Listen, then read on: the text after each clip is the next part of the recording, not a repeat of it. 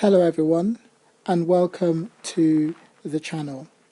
Today I'm going to talk to you about the case C Children UKSC 8, a case delivered in February 2018 by the Supreme Court, and it deals with child abduction, and it also is a case that deals with the Hague Convention.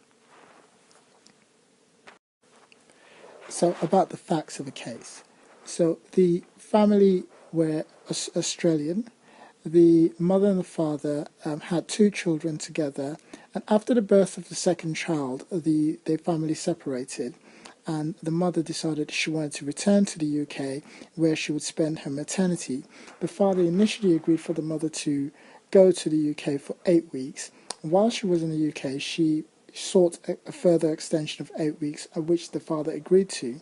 He subsequently agreed to a further period of, he subsequently agreed to her staying in the UK for a period of 12 months. However, prior to the 12-month period coming to an end, the mother gave an indication to the father that she had no intention of returning to Australia with the children, effectively making it clear that she was going to be breaching the rights to return for the children to return back to Australia.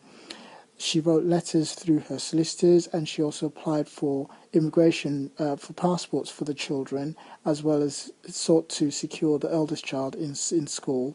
She also gave up her job in Australia.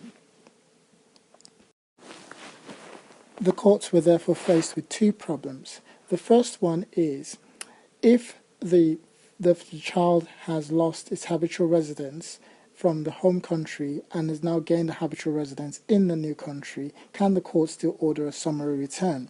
And the second question is, if the mother has not breached the custody rights of the father, i.e. because the period has been agreed for the children to remain with the mother has not yet expired or has not yet lapsed, then can there be wrongful retention in those circumstances?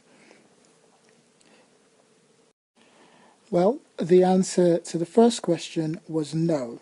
Once the child loses habitual residence in the home country, then and gains habitual residence in the away country, then the right to a summary return to the home country is lost, and that means that the child, any decision that has to be made about the merits of the case would have to be made in the away country.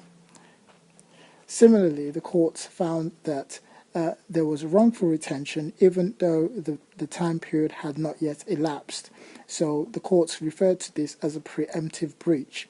So the mother can still effectively wrongfully retain the child even though the period that was previously agreed to had not yet arrived. Well, thank you very much, and please subscribe to the channel. You've been watching The Child Protection Lawyer.